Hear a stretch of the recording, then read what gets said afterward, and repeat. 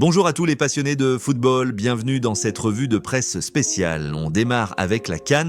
Le Maroc, pays hôte de la CAN 2025, a lancé sa compétition par une victoire 2-0 face aux Comores au stade Prince Moulay, Abdellah de Rabat. Devant un public survolté malgré la pluie, les Lions de l'Atlas ont peiné en première mi-temps mais ont accéléré après la pause pour s'imposer logiquement. Brahim Diaz a ouvert le score à la 55e minute d'une frappe précise après un excellent travail de Noussair Mazraoui. Puis Ayoub El Kaabi, entré en jeu, a scellé le succès avec un retourné acrobatique somptueux à la 74e minute, souvent décrit comme l'un des plus beaux buts du tournoi naissant. Les Comores, valeureux et bien organisés en 5-4-1, ont longtemps résisté. Leur gardien Yannick Pandor a brillé en arrêtant un penalty de Soufiane Rahimi dès la 11e minute et en réalisant plusieurs parades décisives. Les Kélakantes ont même eu une occasion franche d'égaliser peu après l'ouverture du score, mais Rafiki Saïd a buté sur Yassine Bounou. Le Maroc prend la tête du groupe A en attendant Mali-Zambie. Prochain match pour les Lions contre le Mali le 26 décembre. Les Comores affronteront la Zambie le même jour, une entrée en matière réussie pour les favoris, même si perfectible, face à des Comores qui confirment leur progression continentale. Voyez-vous le Maroc comme ultime favori de cette CAN? On reste dans l'ambiance des victoires importantes, mais on traverse maintenant la Méditerranée pour revenir en Europe. Hier soir, en Liga, le FC Barcelone a clos l'année 2025 par un succès précieux à l'extérieur. Et ce matin, le journal catalan Mundo Deportivo en fait sa une avec un titre choc. Le titre choc Torpedo Barça fait référence à la grave blessure d'Andreas Christensen qui souffre d'une déchirure partielle du ligament croisé antérieur du genou gauche. Cette blessure est survenue lors d'un mauvais geste à l'entraînement le samedi précédent. Le club a opté pour un traitement conservateur, sans opération, et Christensen sera absent environ 4 mois. En bas de page, il est de préciser que le club se pose la question de recruter un défenseur dès maintenant. Cette longue absence affaiblit la défense du Barça en pleine saison, surtout que le club est leader de la Liga et engagé dans plusieurs compétitions. Cela pourrait ouvrir la porte à un renfort hivernal en janvier pour maintenir la solidité à l'arrière.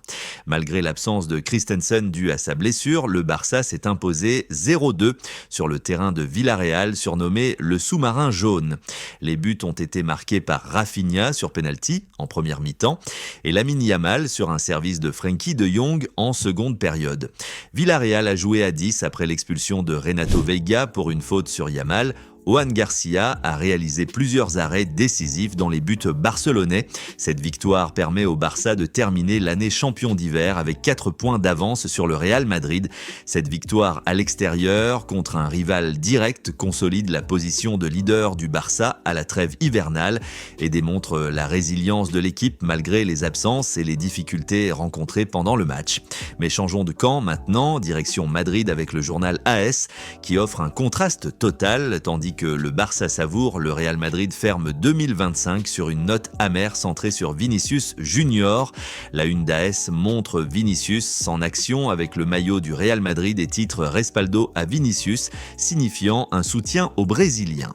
Le journal défend le joueur face au sifflet reçu du Bernabéu lors de la victoire 2-0 contre Séville le week-end précédent. Vinicius a été remplacé sous les huées majeures des supporters, une première marquante pour lui. En réaction immédiate, il a changé sa photo de profil Instagram, remplaçant l'image avec le maillot du Real Madrid par une image avec celui de la sélection brésilienne. Par ailleurs, le Real Madrid se maintient dans la course malgré les critiques sur les pitados recibido ante el Sevilla en El Bernabéu. Ces sifflets et la réaction de Vinicius mettent en lumière une tension croissante entre le joueur et une partie du public madrilène.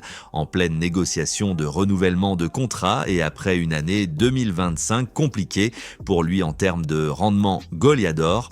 Cela intervient alors que le Real Madrid termine l'année civile à 4 points du leader Barça. La direction du club soutient Vinicius malgré les critiques, valorisant son évolution et son changement d'attitude sur le terrain. Cependant, le journal souligne sa longue sécheresse. Le Brésilien enchaîne près de 1400 minutes sans marquer de but. Ce soutien institutionnel contraste avec le mécontentement d'une partie des fans et la statistique sur sa disette Goleadora explique en partie les frustrations dans un contexte où le Real Madrid doit se remobiliser pour la seconde partie de saison. On quitte l'Espagne et ses rivalités éternelles pour le Portugal où O Jogo, le grand journal sportif portugais, fait la une sur les affaires brûlantes du FC Porto, la grande nouvelle de la prolongation de Diogo Costa et les critiques fortes de l'entraîneur Francesco Farioli sur l'arbitrage. Le FC Porto et Diogo Costa sont arrivés à un accord total pour la prolongation du contrat du gardien international portugais jusqu'en juin 2030. Le contrat actuel expirait en 2027 et il ne reste plus que l'officialisation. Diogo Costa, titulaire indiscutable au FC Porto et en sélection nationale, est l'un des gardiens les plus cotés d'Europe. Cette prolongation sécurise un actif majeur pour le club leader de la Liga portugaise, évitant un départ potentiel et renforçant la stabilité à long terme. Francesco Farioli, entraîneur du FC Porto, a déclaré que la situation actuelle de l'arbitrage portugais est insustentable. Il appelle à une réflexion sur le moment que vit le football portugais, critiquant l'utilisation du VAR perçu comme un outil qui juge les arbitres plutôt que de les aider et suggérant un retour aux origines. Il cite aussi que le VAR est une ferramenta pour aider l'arbitre, mais que les erreurs constantes créent un problème systémique. Ces déclarations fortes de l'entraîneur du leader du championnat mettent en lumière les tensions récurrentes autour de l'arbitrage en Primera Liga, pouvant influencer le débat public et les instances, surtout en fin d'année civile avec un calendrier chargé. On retourne en Espagne, mais cette fois avec les yeux de Madrid. Marca, le journal le plus lu du pays, propose une vision claire et chiffrée sur l'état d'esprit des supporters merengues en cette fin 2025, centrée sur Xabi Alonso et l'avenir de l'équipe.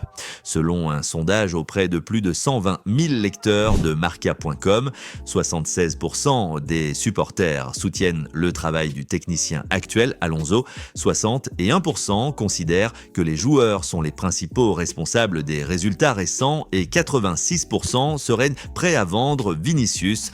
Le journal précise que les fans pointent les joueurs, maintiennent leur appui à l'entraîneur et ouvrent la porte de sortie à Vinicius tout en suggérant un recrutement hivernal d'un milieu de terrain. Ce sondage massif reflète le sentiment actuel des supporters du Real Madrid à la trêve, avec une confiance majoritaire en Xabi Alonso comme figure positive, une critique envers les performances des joueurs et une volonté claire de changement autour de Vinicius, dans un contexte où le club est à 4 points du leader Barça. Le Barça est reconnu comme champion d'hiver après sa victoire à Villarreal avec les buts de Rafinha et Lamine Yamal. On quitte la péninsule ibérique pour l'Italie maintenant avec le Corriere dello Sport qui met le focus sur la finale de Supercoppa Italiana à Riyad ce soir même et les secousses à la Juventus et à la Fiorentina. La une titre l'Araba Felice en référence à la finale de Supercoppa Italiana disputée en Arabie Saoudite, valorisée à 11 millions d'euros pour le vainqueur. Napoli affronte Bologne ce soir à 20h italienne à Riyad. En exclusif, David Neres déclare la Meritia Monnois, affirmant que Conte confirme que Elmas est titulaire. Cette finale oppose deux équipes en forme pour le premier trophée de la saison avec un enjeu financier majeur et une visibilité internationale grâce à la délocalisation en Arabie Saoudite, marquant la fin d'année pour la Série A. Le journal évoque la transformation de la Juventus sous l'effet Lucio, avec une pressing haut et une mentalité changée. Cela met en lumière le renouveau tactique et mental de la Juventus en cette fin 2025, positionnant le club pour une remontée au classement lors des prochaines journées. La Fiorentina s'impose 5-1 contre l'Udinese, avec expulsion précoce du gardien adverse et but de plusieurs joueurs clés. L'arrivée imminente de Fabio Paratici comme manager est annoncée. Cette large victoire marque la première succès en championnat pour la Fiorentina cette saison, soulageant la pression, tandis que l'arrivée potentielle de Paratici signale un renfort majeur pour la direction sportive. On change de ville, direction Turin avec Tuttosport qui titre en grand sur la Juventus et son entraîneur. Des entretiens individuels, des méthodes renforcées et un programme chargé à venir. Le journal rapporte que Spalletti, le coach de la vieille dame, est en train de changer la mentalité de l'équipe. Il a bien structuré et renforcé la rosa effectif. Colloque individuel, tactique, recherche du méthode Luciano. La Media Punti est devenue complète. Le travail technique est servi par une intensité et une cardia à un rythme et une punta. Ces changements de méthode et d'approche mentale visent à relancer pleinement la Juventus après une période compliquée, avec un calendrier favorable à venir pour remonter au classement de Serie A. Nikola Vlašić buteur pour la deuxième victoire consécutive du Torino, 1-0 contre Sassuolo. Cette série positive place le Torino en bonne position en milieu de tableau et les déclarations du directeur sportif annoncent des renforts défensifs pour janvier, renforçant l'ambition du club Granata. Ce soir à 20h à Riyad, la grande finale Coppa Italiano oppose le Napoli tenant du titre cherchant une nouvelle gloire au Bologne qui vise un premier trophée historique en Supercoppa marquant la clôture symbolique de l'année civile. On repasse la frontière et on retourne à Barcelone avec Sport qui partage la même joie que Mundo Deportivo mais avec son style catalan pur. Le Barça termine l'année avec une victoire majeure à la Ceramica et se proclame officiellement champion d'hiver. Rafinha a ouvert le score sur penalty, Lamine Yamal a scellé le 0-2 en fin de match. L'expulsion de Renato Veiga en première mi-temps pour une faute sur Yamal a facilité la tâche. Le Barça dit au revoir à 2025 en leader. Cette victoire à l'extérieur contre un concurrent direct permet au Barça de clôturer l'année civile avec le titre symbolique de champion d'hiver, renforçant la confiance pour la seconde partie de saison dans toutes les compétitions. Andreas Christensen souffre d'une grave blessure et sera absent environ 4 mois. Cette mauvaise nouvelle ternit légèrement la fête du titre hivernal. L'absence prolongée d'un défenseur central clé affaiblit la ligne arrière du leader et pourrait pousser le club à activer un recrutement défensif lors du mercato d'hiver. On traverse le pays voisin pour arriver à Lisbonne avec Abola qui offre une vision bien différente. Tandis que Porto sécurise son gardien, le grand rival Sporting est à l'honneur avec un joueur clé qui repousse les avances et prépare une prolongation imminente. Nuno Santos, latéral gauche du Sporting CP, est de retour à la compétition. Le journal explique que le joueur a travaillé intensément pour revenir à son meilleur niveau et qu'il est désormais en concurrence dès la mi-janvier. Sa dédication et son engagement sont mis en avant par le club qui envisage une prolongation de contrat. Le Sporting récupère un joueur clé sur le côté gauche capable d'apporter équilibre et intensité.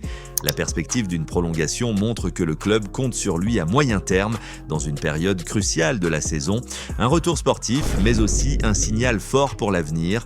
Le gardien du FC Porto, Diogo Costa, verra sa clause libératoire passer à 60 millions d'euros dans le cadre de sa prolongation de contrat jusqu'en 2030. Le club prépare les réseaux pour officialiser ce nouveau contrat. Cette augmentation de clause protège le FC Porto, leader du championnat, en rendant plus difficile un départ de son gardien titulaire et international portugais très courtisé en Europe. On repasse en Italie pour terminer cette revue de presse où la Gazzetta dello Sport offre un regard national. La finale de Supercoppa ce soir entre Napoli et Bologne reste centrale, mais c'est le Milan qui domine la une avec un renfort surprise et un numéro 9 en feu. Le journal annonce l'arrivée libre de Füllkrug du West Ham comme renfort offensif. Ce renfort gratuit d'un attaquant expérimenté comme Füllkrug renforce immédiatement l'attaque du Milan en pleine course au Scudetto et en Ligue des Champions, offrant une option supplémentaire pour la seconde partie de saison. Concessant déclare que le retour de Tornoro Ina était une promesse. Conte déclare Vincer et basta, Italiano per la storia. La finale de Supercoppa oppose Napoli à Bologne ce soir à Riyad. Pour Napoli, c'est l'occasion de confirmer son statut, pour Bologne de décrocher un premier trophée historique dans cette compétition. Ce match clôt l'année civile avec le premier trophée majeur en jeu dans un format délocalisé en Arabie Saoudite et peut lancer psychologiquement l'une des deux équipes pour 2026. Et voilà les amis, on referme ce grand tour de la presse européenne du 22 décembre 2025 sur une note pleine d'émotions et d'enjeux. Merci à vous d'avoir suivi cette revue de presse marathon jusqu'au bout. Si vous venez de nous découvrir, abonnez-vous et partagez la chaîne avec vos amis et proches pour nous donner de la force. Passez de magnifiques fêtes de fin d'année entourées des vôtres. Reposez-vous, rechargez les batteries et on se retrouve très vite pour décortiquer tout ce que 2026 nous réserve.